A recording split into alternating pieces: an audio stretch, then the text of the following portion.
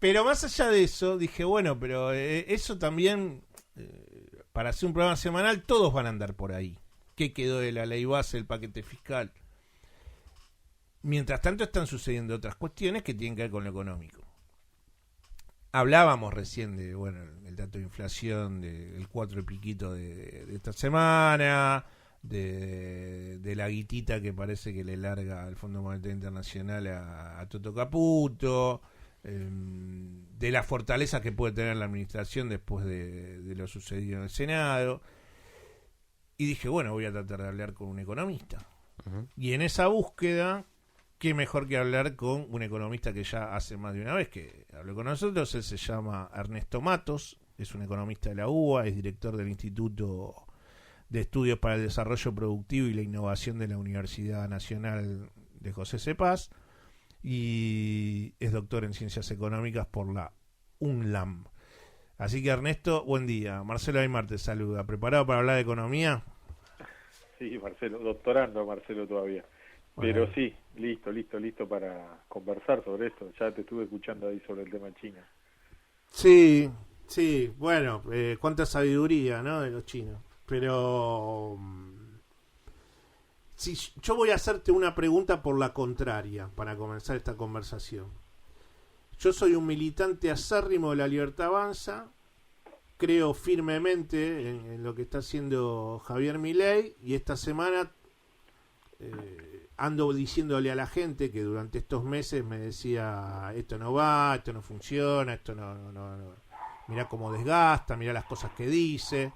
Yo me encuentro con esas personas imaginarias y les digo, pero mirá cómo baja la inflación. Pero mirá cómo empieza a acordar con el Fondo Monetario Internacional. Pero mirá la importancia del RIGI para que empiecen a entrar inversiones en este país. Y me quedo callado y espero una respuesta tuya, porque me siento como Adorni, ¿no?, diciendo, hermosa mañana. A todas esas cosas que yo podría llegar a decirte como un militante acérrimo de La Libertad Avanza, como economista, ¿qué endebleces me podrías mostrar para tratar de rebatirlas? Mira, yo más lo que uno maneja es el análisis de los datos, y con el mismo criterio que uno analizó el macrismo y Alberto. Te puedo decir que el empleo privado se está destruyendo en el primer trimestre desde que asumió Milei, 85.000 puestos de trabajo.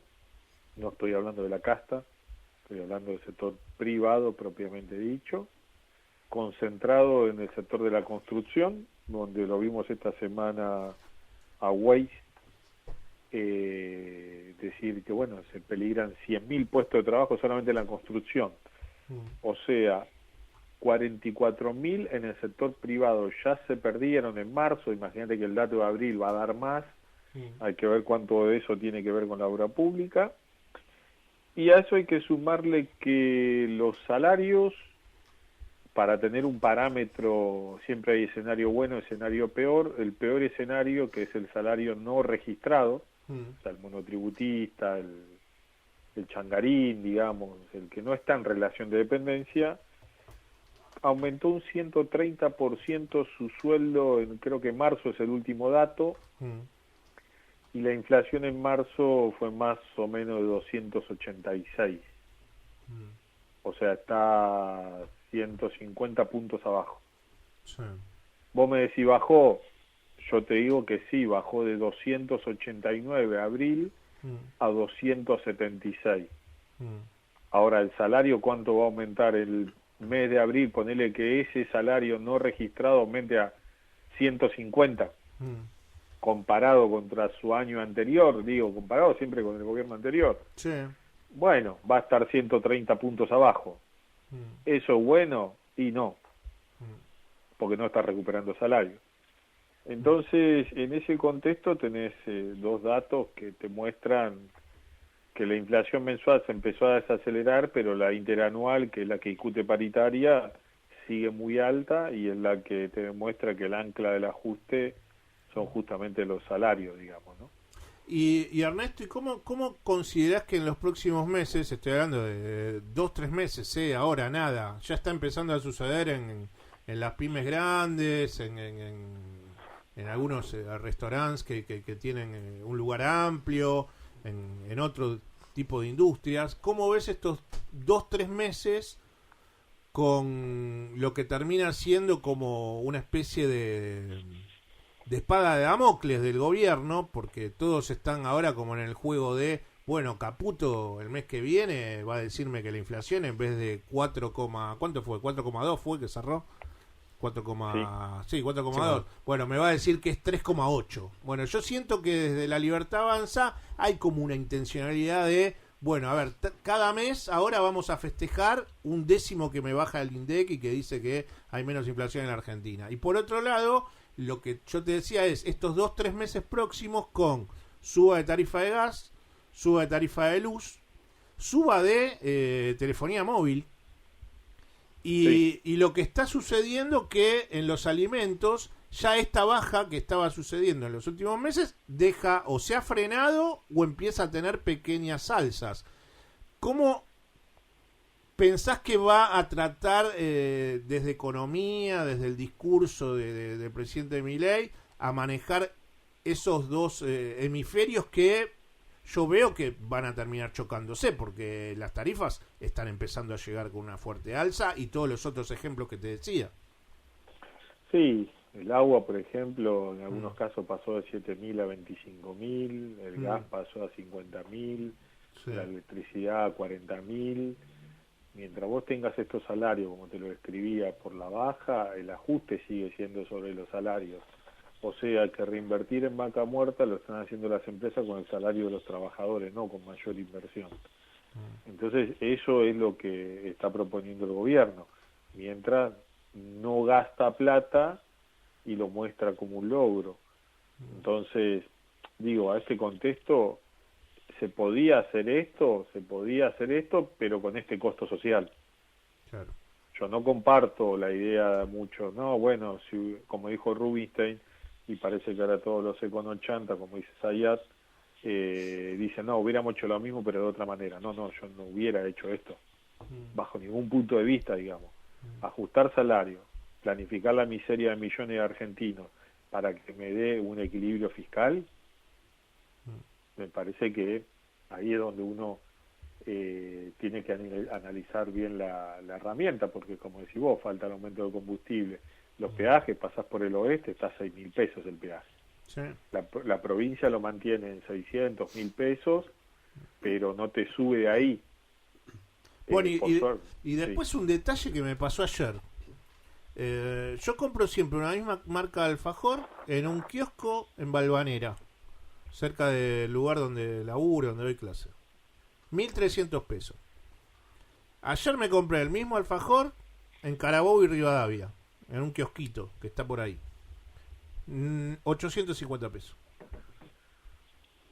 Entonces, cuando vos decís, bueno, tampoco yo estoy viendo a futuro que el gobierno, en esta lógica de bajar la inflación, supongamos que está todo perfecto, el laburo del INDEC, que son 4.2, pero hay variaciones por cuestiones geográficas, o porque el comercio dice, bueno, voy con este precio y después te encontrás con otro kiosco, un dato menor, estoy hablando de la misma marca de alfajor en dos barrios muy cercanos de la Ciudad Autónoma de Buenos Aires, con unas diferencias muy abrumadoras de 1.300 a 850 pesos. Bueno, eso es lo que pasa, digamos, no solamente con el alfajor, con las gaseosas también pasa en algunos casos, con el agua. En un lado lo puedes comprar a 800 pesos, en otro lado a 1.500. Pero eso no le juega para la estrategia de voy bajando la inflación todos los meses, ¿no le juega en contra que suceda todavía en el mercado este tipo de actividades de los comerciantes? Mira, entiendo que no les interesa mientras el dato esté. ¿Por qué? Porque esta discusión, ¿te acordás cuando pasaban el gobierno 2003-2015? Muchos lo tomaban como el fundamento de por qué todo funcionaba mal, cuando el dato te daba bien. Claro. Ahora parece que vos lo puedes decir, pero parece que La Nación Más y Clarín ya no le prestan atención, digamos, ¿no? A esta discusión, que también es relevante, porque es la que te lleva a decir, che, pero pará, a mí mi salario en particular de 300.000 pesos, 400.000, no me alcanza para pagar el alquiler, no me puedo comprar un alfajor, no me puedo comprar una botellita de agua, y otros están saliendo a festejar que la inflación bajó. Claro. Entonces, digo, ahí me parece que sí, la discusión es válida de vuelta, es válida en todos los tiempos, porque si no, no hay criterio, y eso es lo que no hay, lo voy a decir así, digamos, ni en el militante de la libertad avanza, ni en el macrismo, ni cierto sector de radicalismo, porque el liberalismo les permite justificar cualquier cosa. Cualquier cosa es a costa de los argentinos y de algunos sectores del peronismo, digamos, ¿no? Que la senadora por Jujuy nos diga que votó el RIGI porque quiere más inversiones para generar puestos de trabajo, nos tiene que llamar la atención de dónde estuvo el Estado Nacional para invertir en un producto estratégico. Sí. Porque si no, no se puede justificar ese argumento. Ninguna inversión extranjera ha desarrollado a la Argentina, salvo en ganadería, pero que exportábamos la carne al exterior para que el salario británico se mantenga estable. Pero ese era un negocio para unos cuantos. Y en esto va a pasar lo mismo. Las mineras, las 500 más grandes empresas mineras de la Argentina, el 12% de capital nacional. El otro 88% son todas extranjeras. Entonces, ahí no hay desarrollo para la Argentina. Esto ya sabemos cómo termina. Como en Chilecito, ¿te acordás? Al principio del siglo, si vos vas a ver que hay una estructura de minería que bajaba los minerales, y está ahí todavía. Hoy es un lugar turístico. Se fueron y dejaron todo así, ya está, se había acabado el auge de los minerales y se fueron. Bueno, el trabajo que venía haciendo Salvareza desde ITEC, ¿no? Desde la empresa de YPF que tenía avances en lo que tiene que ver con agregarle valor al litio, ¿no? Y todo el laburo que venían haciendo, de esas cosas ya casi ni se hablan. Esas cosas se entristecen mucho porque ahí decís, bueno, ahí ya hay un plan netamente extranjerizante, cuando se podía hacer una fusión, una lógica mixta, pero acá nos olvidamos de esos proyectos. También seguimos con la lógica de, bueno, las regalías de estos sectores a nivel impositivo, nada, porcentajes bajísimos, cuando los comparás con Chile, cuando los comparás con Bolivia. Ahora, vos recién hablabas del sector agropecuario, ¿no? Del ganadero, el sojero. Ellos, yo hace un par de semanas atrás entrevisté al ministro de Desarrollo Agrario de la provincia de Buenos Aires, a Javier Rodríguez. Y lo que llegamos más o menos en conclusión es que está todo muy lindo, pero el sector no tiene confianza. Y como no tiene confianza, no liquida. Y no le liquida en los meses que mayor cantidad de divisas le tendría que liquidar. Hay como todo un retaseo, hay un aumento de ese sector. Hay información de créditos que están sacando en dólares, como ellos terminan teniendo transaccionalmente la posibilidad de obtener dólares. Bueno, sacan créditos a dólar, pero retienen lo máximo para no liquidar y van como a cuentagotas. ¿Cómo termina eso, Ernesto? ¿Vos cómo crees que va a tratar de pensar el sector a futuro esta segunda mitad del año de la administración de Milei? Mirá, tiene espalda para esperar. Lo hizo con Massa hasta que le sacó el pie el programa de incremento de las exportaciones, y de repente lo que pensábamos que se iba a distribuir entre noviembre y marzo, lo liquidó todo en octubre, noviembre. En esto va a pasar lo mismo. En algún momento de esta discusión, por ahora lo salvaron los comunistas y los yanquis, digamos, ¿no? Con el FMI dándole los dólares y la renovación del swap.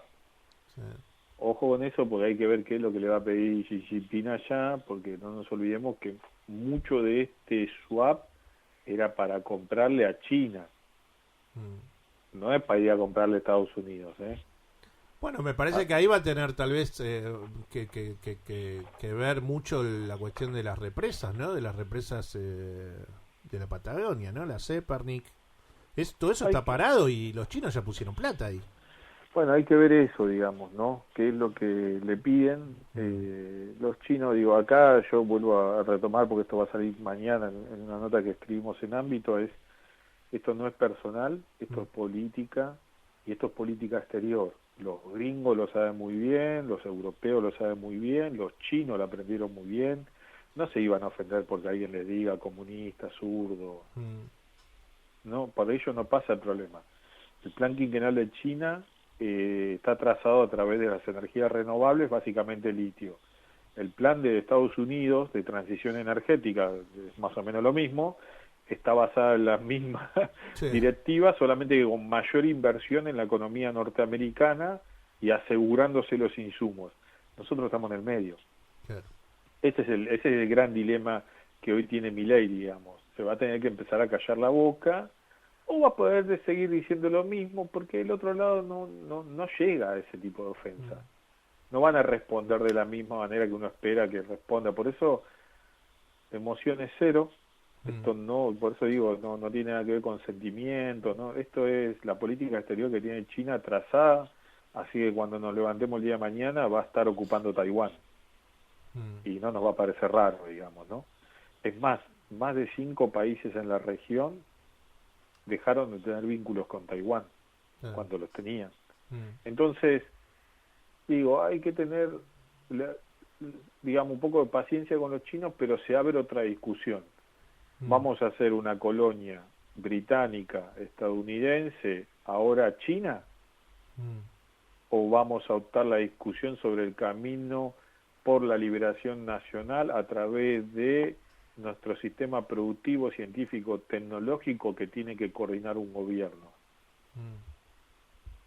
Yo no lo sé. ¿Están preparados los cuadros para la conducción? ¿Qué estamos enseñando en las universidades para que salgan los futuros gobernantes de este país? Porque con el amor vence al odio no llegamos a ningún lado. Sí, no, y aparte lo que yo decía un poquito al comienzo del programa, ¿no? La angustia de otra vez los sectores más endebles de la sociedad que son engañados pensando que outsiders o personas que muy inteligentemente han colocado a estos personajes, en este caso Milei, para encontrarle el discursito de la casta. Lo que todos sabíamos, que cuando yo empecé a escucharlo a Milei con el tema de la casta, lo primero que me acordaba era de los acampes en Madrid y el comienzo de Podemos. Eso era la casta, era Pablo Iglesias. Bueno, la mayoría de los argentinos no lo sabían eso, o no lo recordaron, o no sé qué sucedió, pero vuelve a haber un gobierno que entre semana en la Cámara Alta te clava un rigui y quiere bajar bienes personales. Y como última pregunta que quería tratar de consultarte, Ernesto, era más allá de lo que veníamos hablando del Fondo Monetario Internacional y ¿qué pensás vos que tendría que, en esto que veníamos hablando del tironeo que va a tener que soportar Milei entre Estados Unidos, China, por los sectores de la minería, por el litio, por petróleo, por gas, que lo venías explicando recién vos? En el próximo tiempo lo que va a terminar pasando, creo que muchas veces, yo no soy economista, sino que escucho, analizo, leo, pero cuando se explican los procesos de crisis en la República Argentina, muchos explican que la Argentina termina implosionando porque hay carencia de dólares, ¿no? Y eso termina pegándole a todos los sectores de la economía argentina. Como economista, ¿vos considerás que qué cuestiones tendrían que tratar de llevarse adelante para que eso no le suceda? Porque si eso sucede, es una devaluación, es lo que veníamos hablando hace un ratito, es un salario que se va a volver de nuevo para la baja muy fuertemente, caída del consumo, bueno, un estadio mucho peor al que estamos transitando hoy en día. ¿Cuáles serían esos 4 o 3 ejes que pensás que uno podría como economista tratar de trazar, olvidándose de que pueda llegar a llevarse adelante? No, es que es necesario. Mira, el tema de la restricción externa, creo que conozco muy pocos economistas que lo hayan entendido bien a ciencia cierta. No es un problema de dólares. El problema de dólares que plantea Diaman en esa teoría es porque el sector agrario genera los dólares, pero agrega otra cuestión, es donde reposa el tipo de cambio, que es lo que vos discutiste con Javier Rodríguez. Y como reposa ahí, es que aparece la noción de política, no de economía solamente, una estructura productiva desequilibrada y una restricción externa.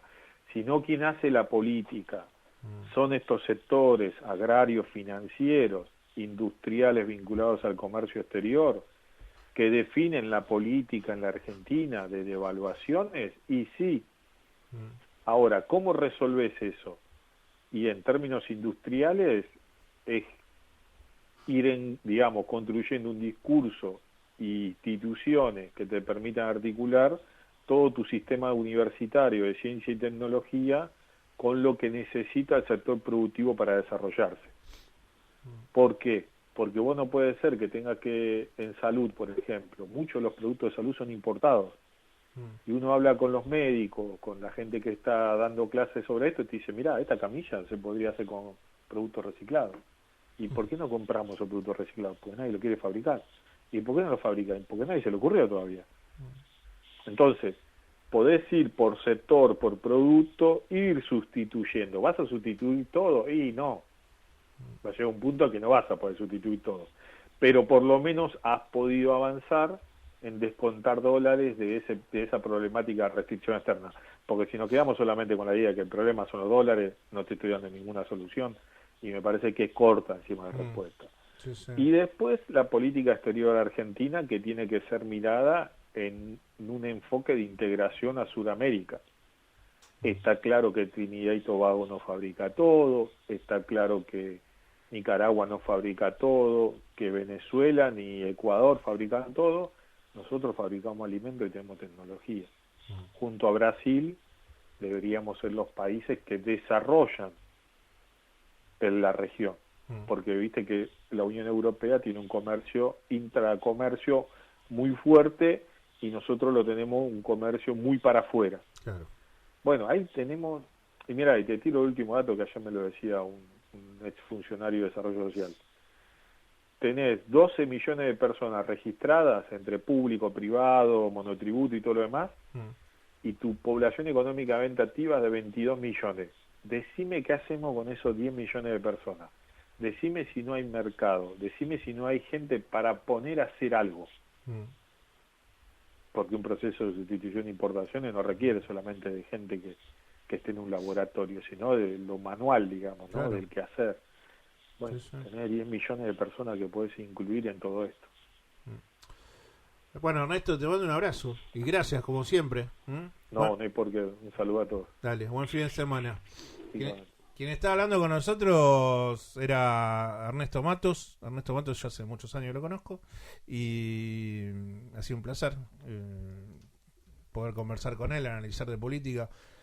Ernesto Matos es investigador de la UBA, economista por la UBA, y actualmente es director del Instituto de Estudios para el Desarrollo Productivo y la Innovación de la Universidad Nacional de José C. Paz.